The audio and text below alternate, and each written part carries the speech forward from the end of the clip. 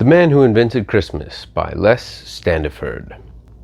Charles Dickens wrote A Christmas Carol in 1843 in the 6 weeks before Christmas. This was back in a time when Christmas was a very different kind of holiday, and Mr. Dickens, with this book, single-handedly changed and shaped the way that Christmas was celebrated. And it certainly wouldn't be what we celebrate today without what he did with Ebenezer Scrooge and the Three Ghosts and the Cratchit family. This book has a very wide, all-encompassing scope.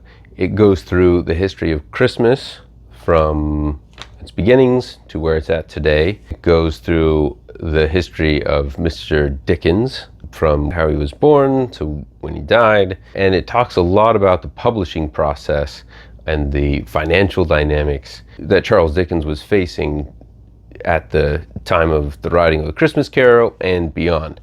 I think the broadness of the scope is both a good thing and a bad thing. I think it's a good thing in that it's a very casual read. There's lots of interesting facts in it about the backstories, like the backstory of Christmas, why we use pine trees, all of that. And I did like how specific this book got with numbers, like how much it cost to produce a book, how much it cost to sell a book, how much of that royalty went to the author, to the publishing house, how copyright laws worked. Like, that's all very fascinating. In this book, they brought up some interesting things that you could only get from having that broad sort of view. I love that they brought up the irony that The Christmas Carol was written at a time in Charles Dickens' life when he really needed a lot of money.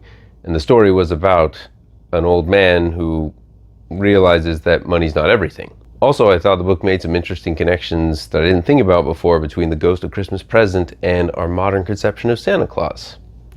That's true. I hadn't thought of that before, that they're pretty similar. It is funny to me how certain books written at certain times just explode into popularity, and A Christmas Carol is one of them.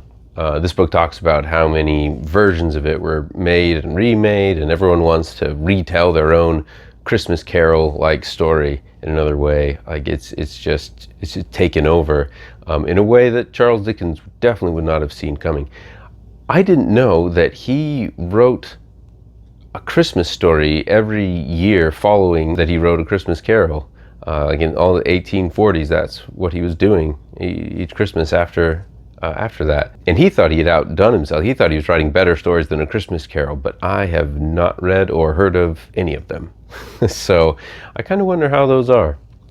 The downsides to this broadness is, I think when you have the idea of Charles Dickens and A Christmas Carol, your main question is, how did he write it? How did he come up with the characters? And that's a very small part of this book. That's actually what the movie, The Man Who Invented Christmas, is all about.